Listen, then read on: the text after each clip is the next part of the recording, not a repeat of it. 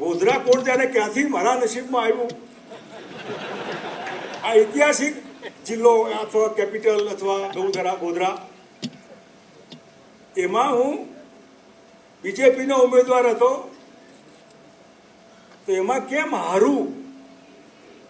બીજેપીના કોંગ્રેસના મિત્રો હરાવે સ્વાભાવિક છે, પરંતુ બીજેપીના જ મિત્રો તમે નહીં જીતવા જોઈએ. એટલે નિશાન તમારી પાર્ટીનું જ છે ના.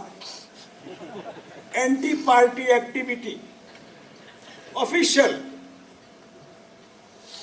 થોડા મતે બીજેપીના ઉમેદવાર તરીકે ગોધરામાં હું આવ્યો.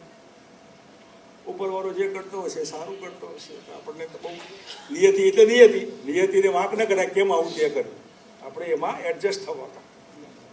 એવા વખતે ફરી ગોધરા હમણાં હું લડ્યો, ડિલિમિટેશન કપડો મટી ગયું એટલે એમાંય ફરી જે પાર્ટીમાં હતો એ જ પાર્ટીના મિત્રો અમને ઘેર મોકલો. આપણને એમ થાય કે શેના માટે?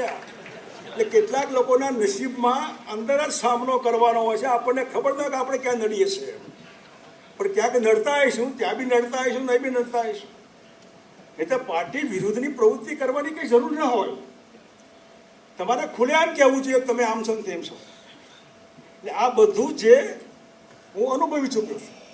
તો પણ બીજા કોઈનો વારો આવે ત્યારે મેં એમનો વારો નથી કાઢ્યો. નહીં, મારો કોન્શિયસ મને ના પાડે કે આવું નહીં કરવાનું.